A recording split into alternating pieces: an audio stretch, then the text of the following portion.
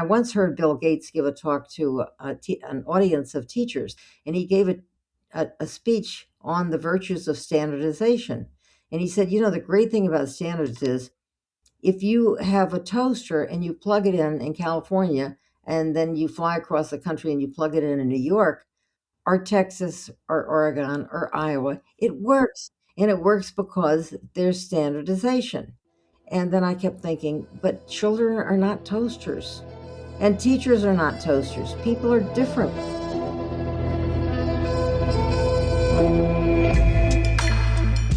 Hello and welcome to the Human Restoration Project podcast. My name is Nick Covington. Before we get started, I wanted to let you know that this episode is brought to you by our supporters, three of whom are David Nuffel, Alexander Gruber, and Simeon Frang. Thank you so much for your ongoing support. We're proud to have hosted hundreds of hours of incredible ad-free conversations over the years. So if you haven't yet, consider liking and leaving a review in your podcast app to help us reach more listeners. And of course, you can learn more about Human Restoration Project on our website, humanrestorationproject.org, and connect with us everywhere on social media. This is a book about my life, about admitting I was wrong, and about how important it is to say it out loud. Is how our guest today, Diane Ravitch, begins her 2025 memoir, An Education: How I Changed My Mind About Schools and Almost Everything Else. What follows is her incredible life's journey, spanning nearly 9 decades. From learning to write as a left-hander using a quill pen at her Texas public school, to becoming one of the most influential leaders of the modern conservative American education reform movement. Having spent the first half of her professional life in education policy, advocating for national standards, testing, and accountability reform, alongside charter schools and school choice programs, as a founder of the Thomas B. Fordham Institute, Assistant Secretary of Education during the George H.W. Bush administration, and serving on the board of the National Assessment for Educational Progress, or NAEP, the gold standard of achievement assessments. However, as the opening quote reveals, after seeing this vision of education reform in action, she very publicly changed her mind about all of it. Diane has now spent the last 15 years vigorously challenging the same education reform movement she helped build, co-founding the Network for Public Education, and writing several best-selling books critical of testing, corporate influence on education policy, and privatization. We must have a more generous, contemporary vision of public schools and what they can be, she writes. I will use whatever time I have to fight for the ideals I believe in, to love the people who mean the most to me, and do whatever I can to strengthen democracy in my beloved country and to advance the common good. Diane Ravitch, it's a privilege to have you join us today. Well, hi, Nick. It's great to be with you. So, of course, I have to ask, you've been writing about education policy for years. Again, we had mentioned dozens of books before the recording here. So why this book, An Education, a memoir, and why now? Well, now is the time because I'm getting on up there. I'm 87. My mind is about 37, but my body says, you're older than that, and you don't have too many turns on as the sun goes round. So it was time.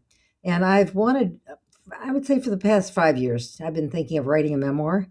And I think that my life is interesting because I've been through so many different phases.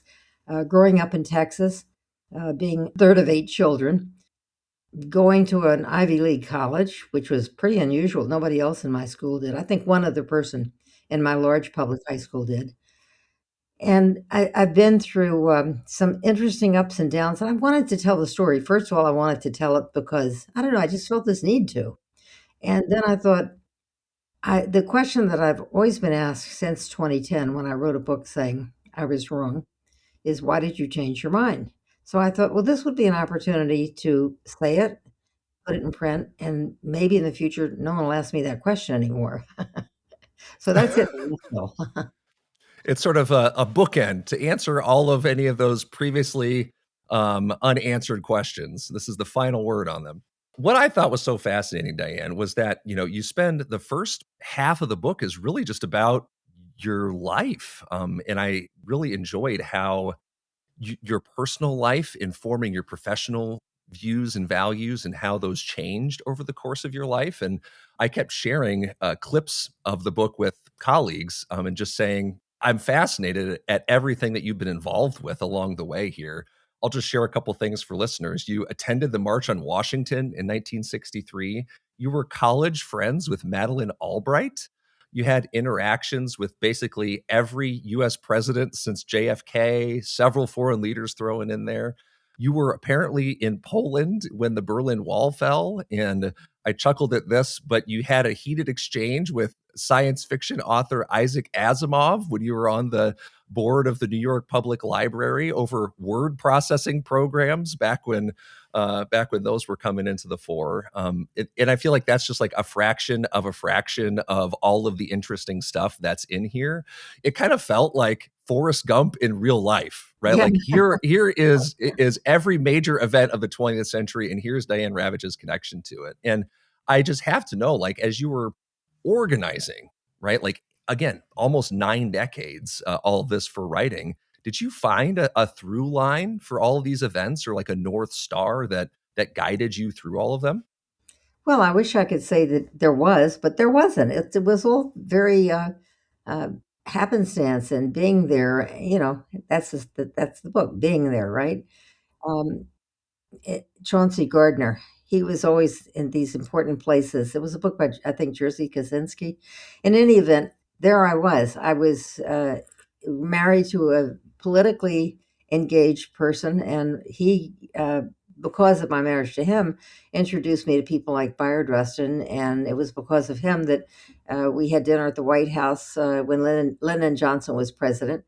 But it was because of me that I had lunch with Gerald Ford and two other people, and on and on. And I met Jimmy Carter a couple of times, but I didn't even mention that. And Reagan, I had lunch with, but that wasn't because of my ex-husband. Um, that was just that's where I was. You were just in the scene. It just seemed like wherever things were happening, you were there. Like, you worked at the publication, I forget the name of it, that It's published, called The New Leader. yeah, the New Leader, when they published MLK's letter from a Birmingham jail. Yeah, it just, And you were blocks away from the assassination of Malcolm X on the hunt for Tiffany lamps in New York City. Just, isn't that amazing? I just could not believe it. There's even some small things that I just chuckled about. The screening of oh shoot, what's the movie? Waiting for Superman.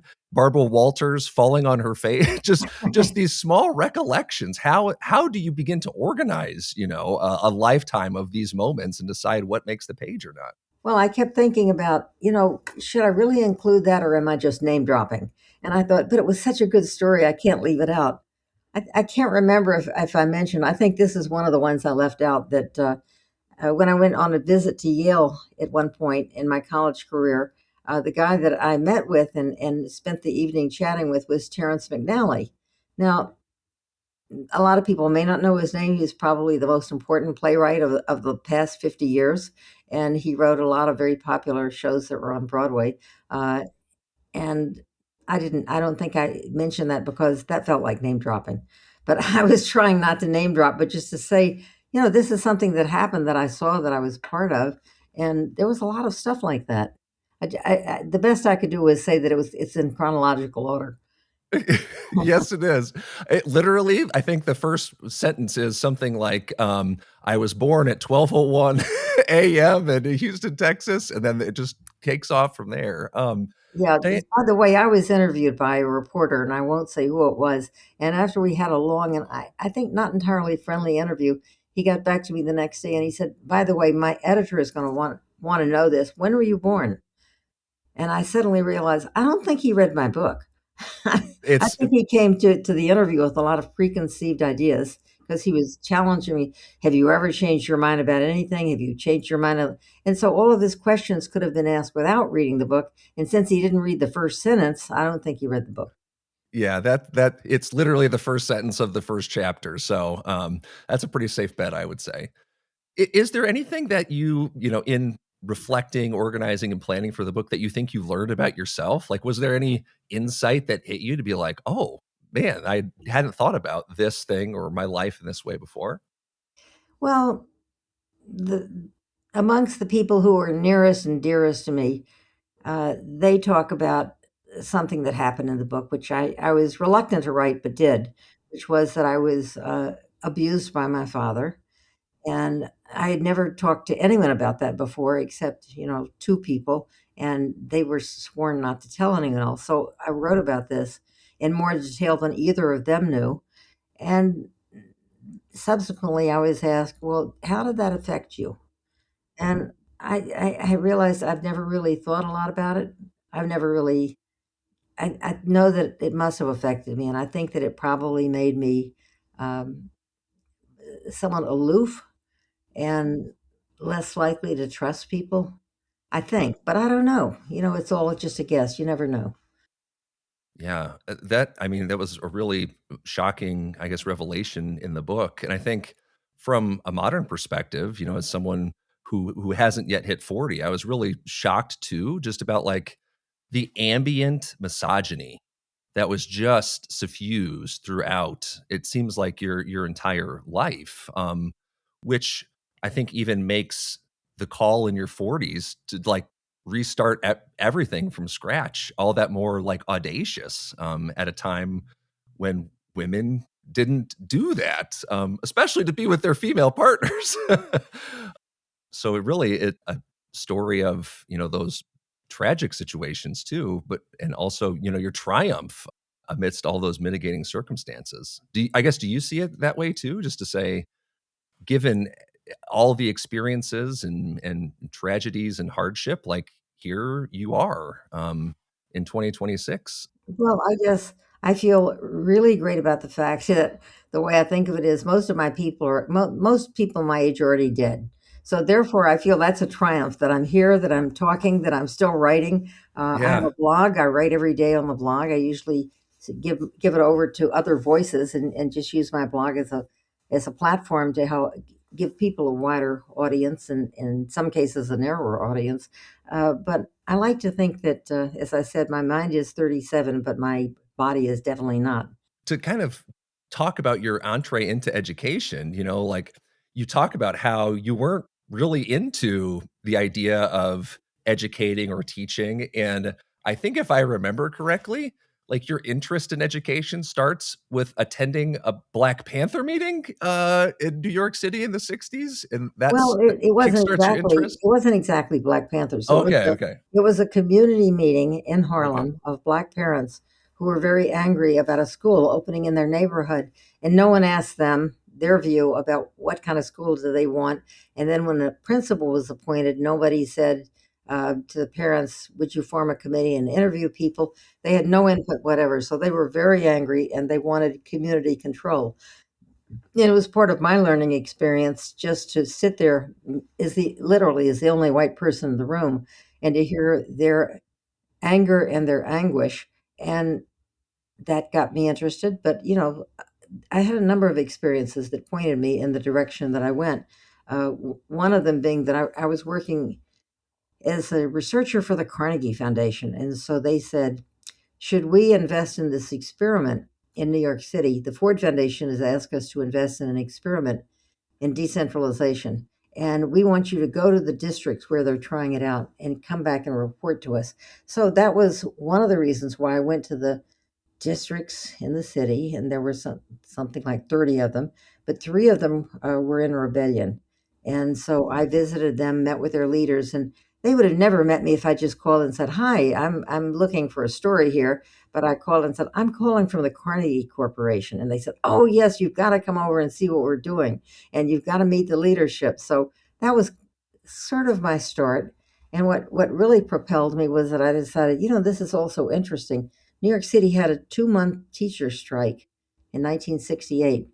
And I thought, I've been wanting to write, this might be a good subject. I could write an article about the teacher strike. And so I proposed it as an article to the New York Times Magazine. And the editor there, whom I had met socially, said to me, well, if you propose, no, he says, "I can't accept this as an article because you don't have any experience. But if you ever come up with an article called 'I Dance with My Dentist,' that would really interest me." And oh, that made me so angry. I knew that it was a total put down. He had no interest in publishing anything I wrote. And that was just pure sexism. So it made me determined to follow that story and write not the article, but I eventually decided that's not an article, that's a book. And that was my first book. That's what really propelled me into education. And that was that the history of the New York City schools then? Is that Yeah, what that right. was? And Okay. when the book came out, it got a lot of attention. And then the only negative attention was people saying, "You didn't go to the New York City public schools. How can you write their history?" And my Mm. response was always, "Well, people are always writing about the Civil War, even though they weren't there." I mean, like, That's kinda how history works, guys. I don't know if if yeah, you're new to right. this whole thing. You don't have to be there to write about it. But that's how I got started. That is, I think, an interesting entrance into becoming a policy advocate and then doing the work that you were doing, and it seems like that starting that work is also sort of the beginning of your personal transformation too. Like, it sort of mirrors these things, your entry into education and then, you stepping out of, your marriage in the '40s to start your life over again. How did you see, like, the intersection of, your personal life and the beginnings of your professional expertise in education? Well, I guess I published my first book in '75, Yeah. and I have to say my husband was a very interesting man, a very accomplished guy, very came from a very wealthy family, and he was very interested in politics. So we met a lot of important political figures as a result. And I felt like I had everything, but the one thing I didn't have was, I guess, respect. Um, Being able to pursue my career without feeling that I was somehow failing because I wasn't doing the dishes right or I wasn't picking his socks up off the floor. And in 1984, 1985, that's when I said, okay, I'm done with this. I had been married for 25 years. So I would say I gave it a good shot. Yeah. And then I met a woman who was a social studies teacher, and she was a social studies teacher for 30 years, so she beat you on that. Um, Crushed it. and that changed my life, and she was very encouraging, and she didn't put me down. She didn't expect me to pick up her socks, uh, and we've been together for 40 years. That's incredible. That's another thing that I wanna talk about too, because you casually slide into the conversation there in the book that, "Oh, Mary wants to go start this progressive school with Deborah Meyer and New York City and all of those." And meanwhile, you were, like, working at the Brookings, you were really starting, like, your conservative education reform, the nucleus of that in the late '80s, early '90s. How did you bridge that gap? Here's Mary going off to Debbie Meyer's school, and here's you at Brookings. How does that work at home? Well, it worked fine. We didn't clash over education issues. We had a great life. We went traveled a lot and saw a lot of Japan and Europe and India and so forth. So we were having a really engaging, interesting, fun life together. And then I had become friendly before we went to Washington. I had become friendly with Deborah Meyer, and I tell the story in the book about how here she was the kind of the leader of the progressive movement in New York City and really in some ways in the nation. And she had reviewed one of my books in 1983 and she just excoriated me. And she put me down in every way possible. And I was also friendly with Albert Shanker, who is the head of the teachers union, which is now it's the AFT. And I said to Al, I said, "I don't get this Deborah Meyer. She really, really doesn't like me, and I just don't understand why she's so down on me." And he said, "Well, why don't you talk to her? I think you'd like her."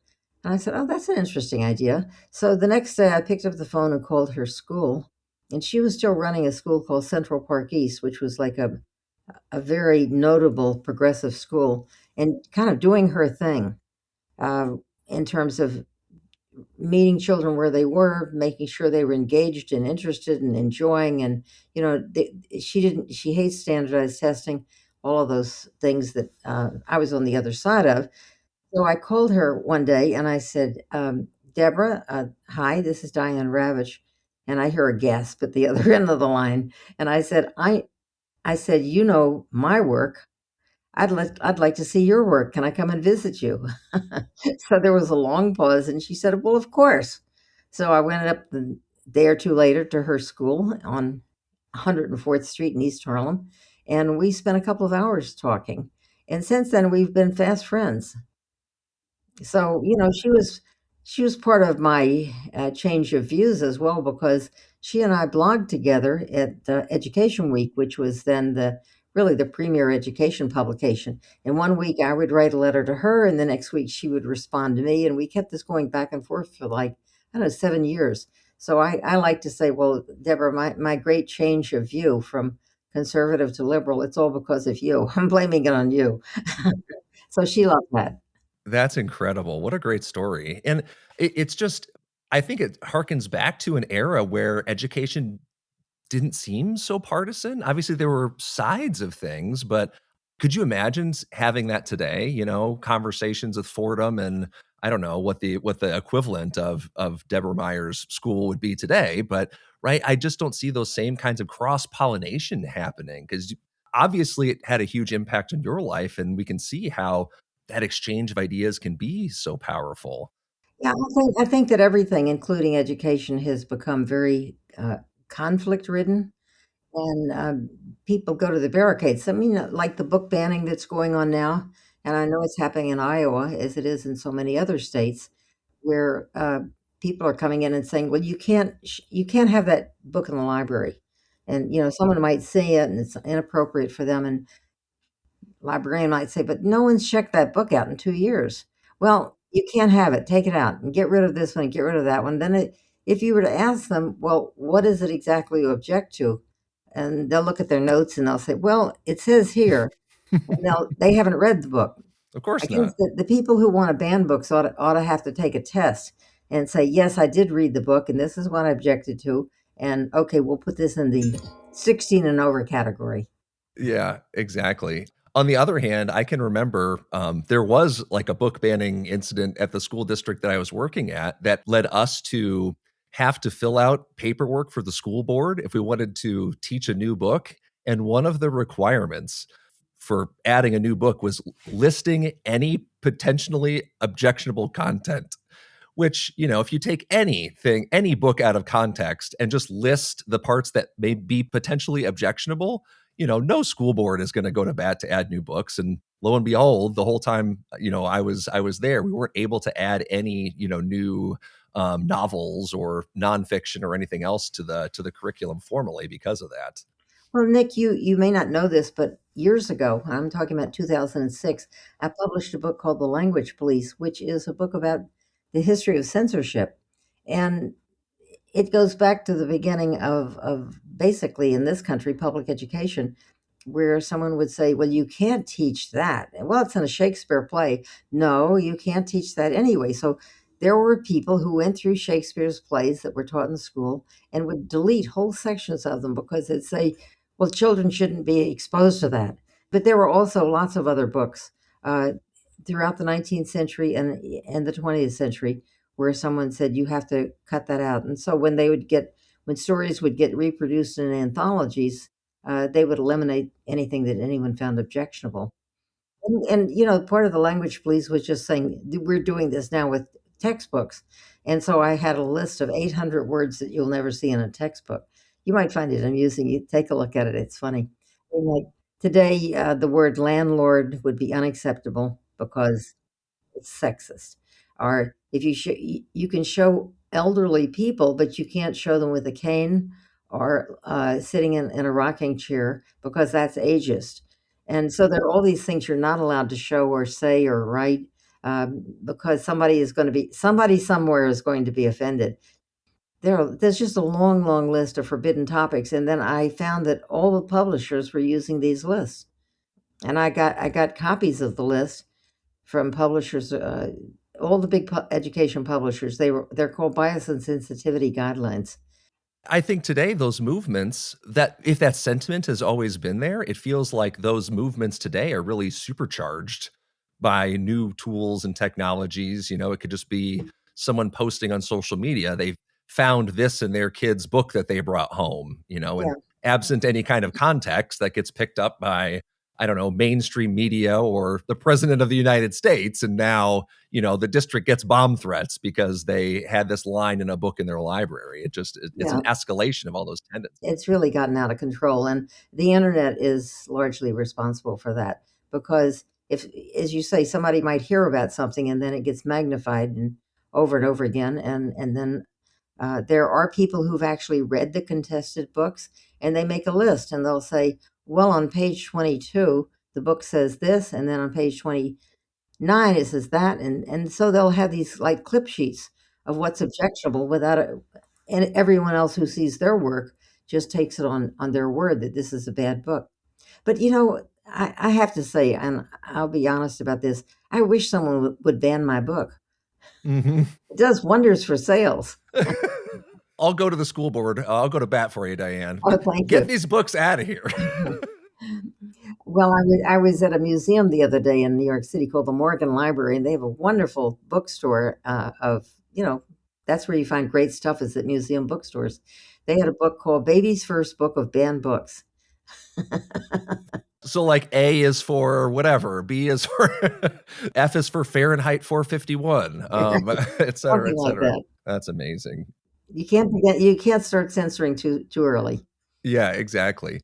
To kind of bring things back to, I guess, ed reform, which I don't even know what you would call it today, but like back in the 90s and 2000s through the 2010s, there was like sort of a coherent idea about education reform being, a set of standards, whether they're national or otherwise, and being accountable to those through testing, parental choice, through charters, vouchers, and these other kinds of things. Those sort of became the bedrock, of what became the education reform movement, so called. And, what kind of led you in that direction and in those values initially, in your work? Well, I became a supporter of school choice when I was working in the George H.W. Bush administration. I'm a graduate and a product of public education, so I never had bad feelings about it because I benefited from it. I didn't think it was bad. But then it became kind of an end thing to go around and say, our schools are failing. The Reagan administration produced a pamphlet called A Nation at Risk, and they said our schools are failing, it's mediocre, kids don't take their schooling seriously, blah, blah, blah. And so I was kind of echoing that line. And then that was part of the reason I think I was chosen to join the George H.W. Bush administration. And we were pushing for standards and we wanted a national test, but it was illegal to have a national test. So we were promoting standards. And we were also promoting the idea that accountability, very important to have accountability for schools, for teachers, and then came George H.W. Bush. And I have to say, President Clinton echoed the same line. He came between the two Bushes, and he was in favor of national standards and national tests. And his views were really not very different from George H.W. Bush or even George W. Bush. There was a lot of continuity from A Nation at Risk all the way through to, um, I would say, through the end of the Obama term. And they were all promoting the same vision, which was the thing that'll make schools successful and everyone will get a high test scores is if you test, test, test, and you show them here's how you take the test, here's how you succeed at the test, here's what we expect of you. And then if they don't get the test score, you punish their school, maybe even close their school, punish their teacher, give the teacher an evaluation and a rating saying your scores didn't go up, you're going to be fired. And then you start firing teachers. So you really crack down on teachers, you crack down on schools, you make it very punitive unless you get those high scores. And then here we are. Nation at Risk came out during Reagan's term, 1983.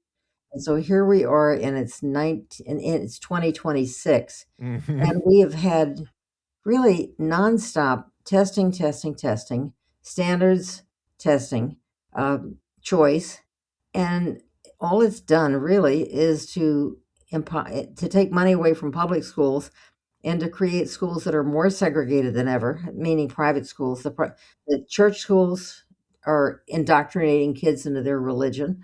The charter schools have not been any better than regular public schools, and they take money away from regular public schools. I am a strong, I mean, this has been the big change in my life. I went through a period of being a supporter of standards, testing, and accountability and choice. And as I saw the results come in, and I realized that achievement gap is built into standardized testing. We will never close the achievement gaps. When people talk about we got to close the achievement gap and we have to test more, no. The nature of standardized testing is that the achievement gap is going to be based on a normed test. A normed test means that you've got a bottom and a top and they never ever close. So it's designed, the standardized tests are designed on a norm that never closes. You will always have an achievement gap. There will always be a top and a bottom. And what really changed my view of the world and of education was to realize that it's the rich kids who are always at the top and the poor kids are always at the bottom. And if you don't do something to remediate and improve the lives of the kids at the bottom, nothing will ever change. That all that testing was enriching the testing companies and diverting money from teachers and from the things that schools need, like capital repairs, and doing nothing to help children. What I mean, if children don't have medical care, if they don't have a roof over their head, if they don't have nutritious meals at least once, twice, or three times a day, they're not going to do well in school. If they're sick because they don't have medical care, they have all the negative impacts, social influences, and they don't do well at school. That should not be a surprise. And so, sure, a journalist can say, I found a poor kid who got high test scores. Great. That's not true, though, of poor kids. Poor kids get the lowest scores. And it is as sure as the sun comes up in the morning and goes down at night that rich kids have the scores at the top and poor kids have the scores at the bottom. And that had a huge impact on me because all that testing was not helping poor kids. And the same sense, choice is not helping poor kids. It's actually making things worse. It is endangering and destroying the public school system by making schooling more segregated, by having all these publicly funded private schools that don't accept the kids that they don't want. I mean, that's the great hidden secret of school choice is it's the schools choose. And the schools choose the kids that are easiest to educate and leave the toughest cases for public schools. Everything that you're speaking to seems to point to, from 1983 clear through No Child Left Behind, and then seeing the fruits of that whole movement, those 2 decades, really come to pass in the early 2000s. You think of that period of early implementation, between that time and the early 2000s, and sort of when you had your break in 2010, you seem to be responding to the evidence is here. I was responding to reality. Yeah. And what was most disappointing for me is I was not being partisan. This is not just George H.W. Bush or George Bush, it's also Clinton and Obama. And Obama's program was a continuation of No Child Left Behind. Obama's program was called Race to the Top. It was really a horrible program because it was initiated at the time we had this big recession that were not quite a depression, but the big recession was 2008. And then Obama's elected then, and he brings in Arnie Duncan. And Congress says we're going to have to end the recession by putting out lots of money and reviving the economy. And Arnie Duncan was given $100 billion to reform the schools. And Arnie Duncan was part and parcel of this so called reform movement. I call it the corporate reform movement. And it's a corporate reform movement because it really actually has no public support. There are no groups of parents except the ones who are paid who are supporting high stakes testing and school choice. I mean, there's lots of choice in the public schools as they exist. I mean, maybe even too much choice, but the public schools offered lots of choice, and they've been bogged down by this whole approach of testing and testing and testing, and then punishing people, punishing teachers, firing teachers, closing schools. And Arnie Duncan, Obama's Secretary of Education, was a great advocate of closing schools and firing teachers if their scores didn't go up. And that's no way to build a school system. That's no way to educate children. It's a very punitive and basically a failed approach to education. And I'm so curious then, what do you think is the divide between education policies that work, right? That we understand, whether they're like social policies that give kids eyeglasses, for example. I've read a study that kids in Baltimore who got eyeglasses saw, huge test score gains. And you don't have to change anything about school choice or classroom pedagogy or whatever. Just give kids glasses who need glasses, for example. But like, why are the sort of zombie policies the ones the unsinkable rubber ducks? I'll just keep mixing my metaphors here, but why are these the ones that soak up all of our time and attention on school choice and testing and accountability when, like you've said, we're on like year 30 of these ideas that clearly don't work to do the things that they claim to do? And if they did, we would have ample evidence of that right now. But we don't. But they don't go away. Why don't they go away, Diane? Why Well, can't we get new ideas? it's a very, very simple explanation. It's called the money, and I mean the first book that you read where I changed my mind was called the Death and Life of the Great American School System: How Testing and Choice Are Undermining Education. And I had a chapter in that book called the Billionaire Boys Club, where I showed that the big foundations, in particular the Gates Foundation, the Walton Foundation of Arkansas, and also the Broad Foundation, which I don't know if it still exists, but the billionaire there was Eli Broad, a billionaire in Los Angeles. And the three of them were putting hundreds of millions of dollars into more testing, more choice, and more accountability, and the more punitive, the better. And Gates honestly believed, I'm not saying these are bad people, they honestly believed, and it was rather technocratic.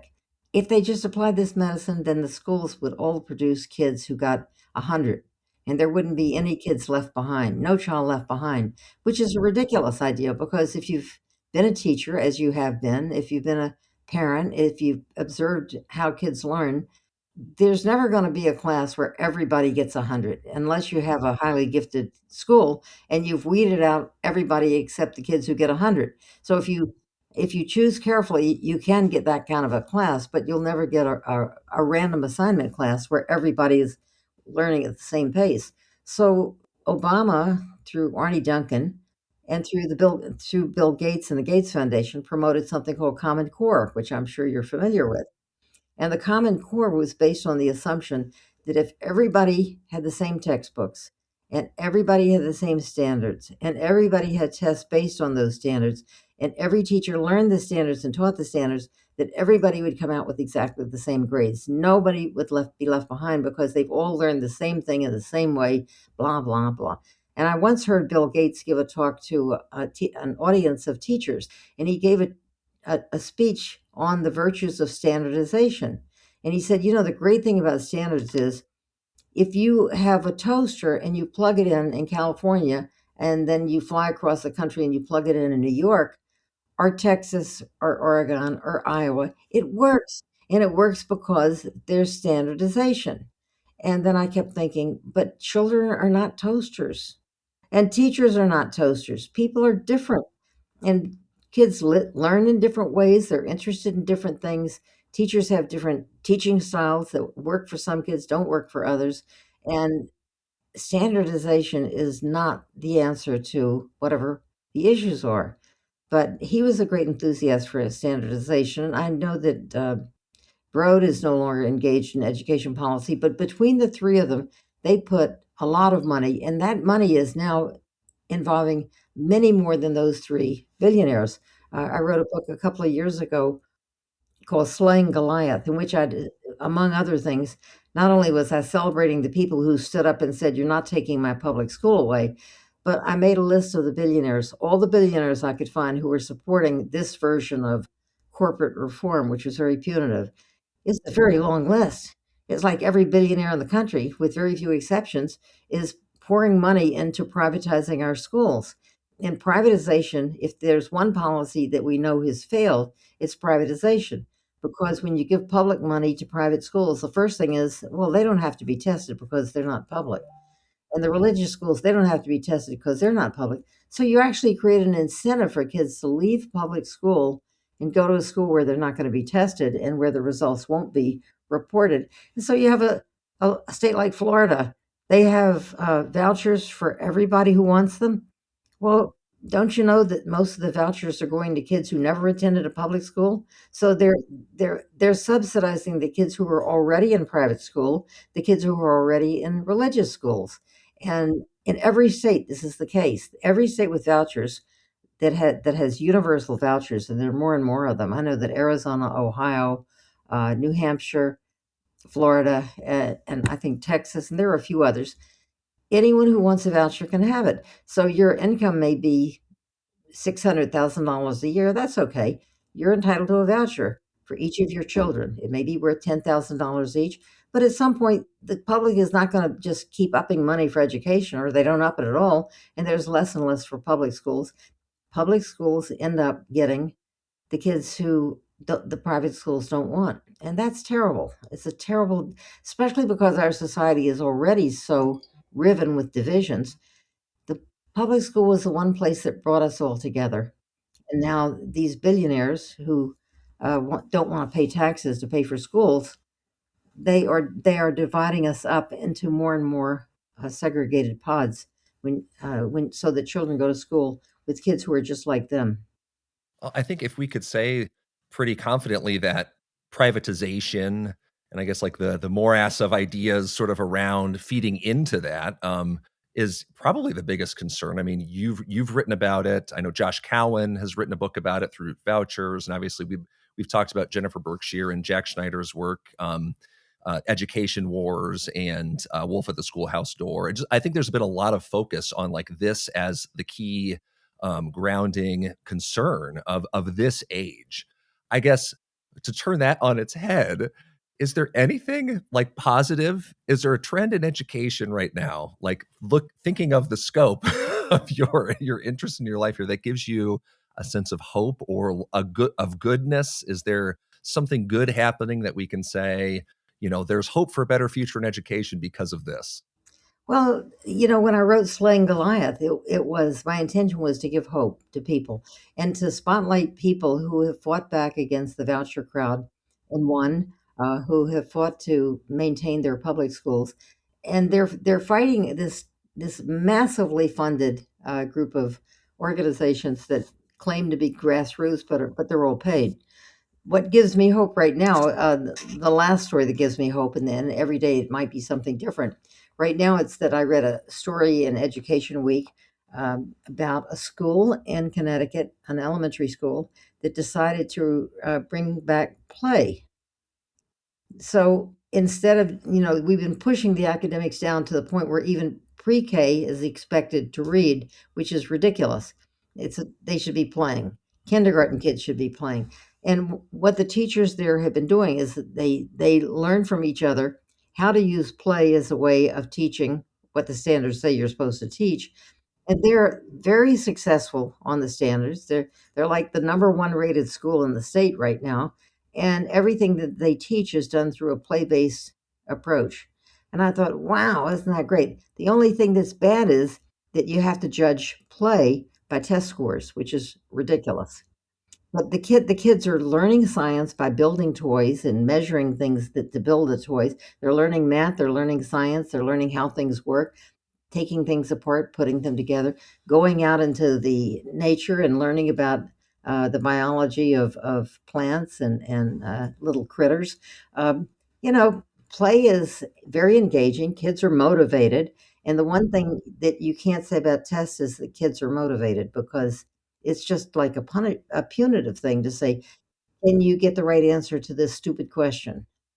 Read this passage, which comes from a book that you never read, and answer, it's maybe a question about, I don't know, butterflies or World War I or whatever, but it's all out of context. And read this snippet and pick the right answer. And one of the reasons that I turned against standardized testing was that I spent 7 years on the National Testing Board. National Testing Board is called the NAGB, National Assessment Governing Board, and it produces something called NAEP. NAEP is the National Federal Test that kids take every other year for reading and math, and sometimes for other subjects. And by now, the Trump administration may have actually wiped out the funding for NAEP, so I don't know if it'll continue. But people like to point to NAEP and they say, look, our test scores haven't gone up. This is terrible. We're failing, failing, failing. Well, the test scores did go up. They went up substantially during the period in which we were integrating schools. They went up in response to spending more money on preschool education. Uh, but they've been essentially flat ever since we started this so-called reform movement where it's all test, test, test. So um, I think there's something to be said for sampling, but I don't like the idea of giving kids tests and then say, you failed. You failed again. You failed last year. You failed again. At some point, the kids lose all motivation because they're never going to get, given the nature of the standardized test, there's always got to be a bottom half. And if you're always in the bottom half, at a certain point, you lose all motivation. And what I learned as a member of the NAGB board, I'd review questions and I'd say, well, this question is idiotic. No, this is going to be on the test. Or I'd look at the answers and I'd say, I don't understand. Two of the answers are correct. I could make a case. There are four answers here. Two of them are clearly wrong. Two of them, either one conceivably could be the right answer. And, that's okay. That it's like tricking kids by putting a tricky right answer and a real right answer, because it's just not the way to learn. It's not the way to motivate kids. And without motivation, I guess John Dewey said it first, interest will get you there faster than effort. Interest and effort are both important, but if you don't have interest, you're not going to have effort. Yeah. I think especially for kids for whom, they're going to take 4 50-question tests a day for a week to see how much they're learning. At a certain point, the answer becomes E, who cares? I'm just going to fill in the bubbles so I can get done with this as soon as possible. But the test can't discriminate between a kid who gets the answer wrong because they just guessed or got it right because they guessed because they didn't care, and a kid who actually knows and prescribes its interventions accordingly. And it's so interesting that we come full circle back to play when I kind of see that as that's like a basic human need. That's like saying kids learn better when they have eaten healthy food or when they When they have buy breathed glasses, clean air. Yeah, when they have so that to me is like that's like the play is the floor. That's not the ceiling. That's not the new hotness. That's not an intervention. That's we got to provide that alongside safe, clean learning environments and everything else that we would expect. but just to go to Iowa for a moment, I can remember years ago, Iowa used to be held up as the gold standard of education. And, the test that kids would take would be the Iowa test of Test of basic basic skills, skills. Yep. right? And kids all over the country took that test, but they took the test and the teachers who taught them would know the answer on the same day or the next day. Now, with standardized tests today, the tests are designed somewhere, God knows where, maybe they're designed in California or Massachusetts or wherever, Virginia. And the kids are given the test, and the tests are sent away, and they're scored. And the kids take the test in March, and the answers come back to a teacher in September. Now, it's not the same teacher that the child had in March. It's a different teacher. And when the teacher gets the answer, she doesn't know how the student answered each question. She just gets a score, or he just gets a score.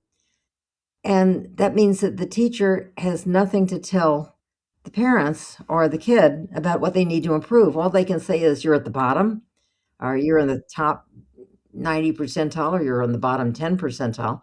And I compare this to going to a doctor and he examines you and you say, oh, I've got this terrible pain in my stomach. And he says, all right, I've examined you. I'll get back to you in 6 months. And he gets back to you in 6 months. And of course, the pain isn't there anymore. It may be somewhere else. And he says, I've discovered that you're in the top 10 percentile for people your age. Oh, okay, but what medicine should I take? Well, he said, I don't really know because I don't know the answers to any particular questions. And I can recall when the standardized testing for Common Core first started, at some point on my blog, I was publishing questions because I was sent them by a teacher. and I got a call from a testing company saying, "We're going to sue you if you don't take those questions off your blog. Those questions are proprietary. They belong to the testing company." And I said, "Well, how are kids supposed to learn what they or how are supposed teachers supposed to learn if they don't know where kids' weaknesses are?" And they said, "That's none of our business, none of your business.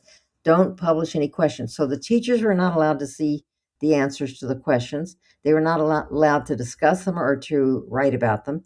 That means nobody knows what was tested and nobody knows what the answers were. They just know the score. How does that help anybody? And at the same time, every single move that we've made under that corporate education reform paradigm, clear through Race to the Top and the Common Core, was designed to give those companies more money because we put dollars into the testing and evaluation and development of these things. And I think now we sort of see that on the curriculum side, right? Where now to be able to teach reading in a particular way or to teach math in a particular way, you don't train teachers and you don't value experience and expertise. You buy a box. you Right, buy you buy this box curriculum and expect everyone to stick to the letter and the page number and everything else as you go. And you're teaching a curriculum. You're not teaching children per se, right, you know? right. Well, I am very much opposed to mandating, to legislators mandating how to teach because they can't teach. So why should they tell you how to teach? And they're doing it all over the country. Not that they're mandating the science of reading, and it's too long to get into in this show, but I know the history of the science of reading, and there will come a time 10 years from now when we'll look back and say, "Well, why did we do that?" Because that's been the history of reading since the 1840s. We have gone back and forth, exactly, pendulum swing from we need phonics, we don't need phonics, we need phonics, we don't need back and forth. And the truth is, yeah, we do need phonics, but there are many different ways to teach it, and it shouldn't be the only thing that kids learn because back in No Child Left Behind, which would have been 2001 to 2007 or so, there was an evaluation. They actually applied the science of reading and they spent $6 billion in federal funds testing the science of reading. And the evaluation showed that kids were better at phonics, but they didn't comprehend any better. So what was the good of that? What's If the you don't, point? if you can say I can sound out cat, but I don't understand the sentence, I'm sorry. Uh, Hey, their phonics scores went up though, yeah, Diane. So I think right. success. So it's important to understand that everybody learns differently, teachers teach differently. Teachers have to be very well prepared, and they don't need to be constantly monitored by the federal or the state government. And they don't need to be judged by test scores either, because if you bear in mind, that's one fundamental fact: the rich kids get the highest scores and the poor kids get the lowest scores. And the thing that the state can do is make sure that the kids are well fed, have access to medical care, and have the social services that their families need. Which is why I become a great proponent of community schools.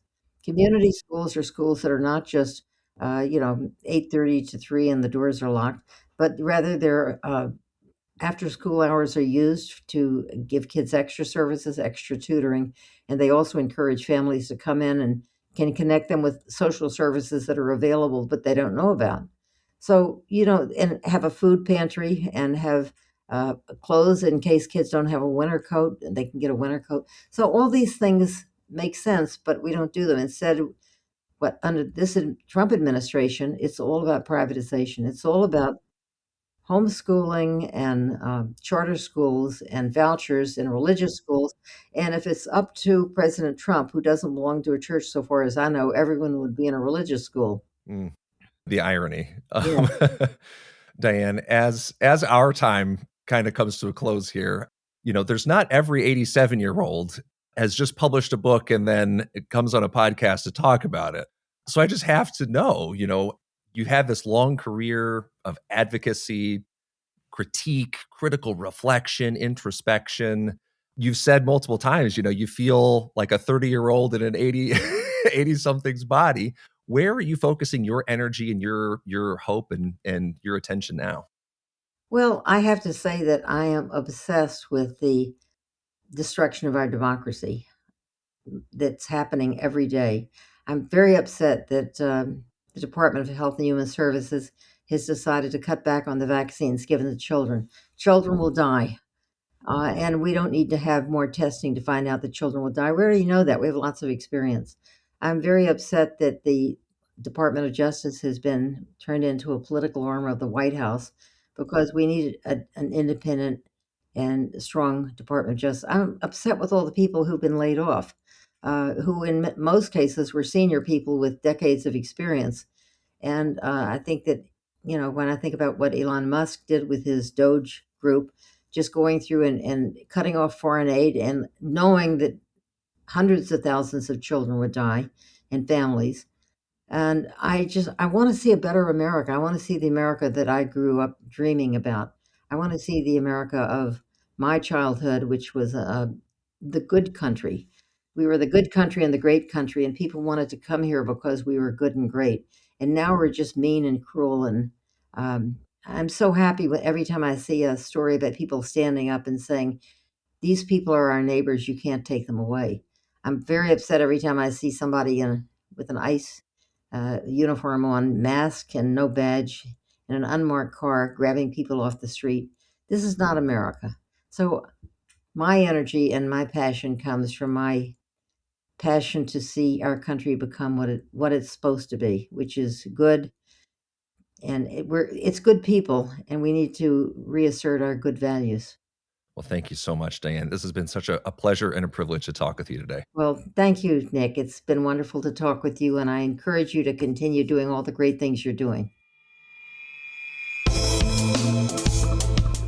Thank you again for listening to our podcast at Human Restoration Project. I hope this conversation leaves you inspired and ready to start making change.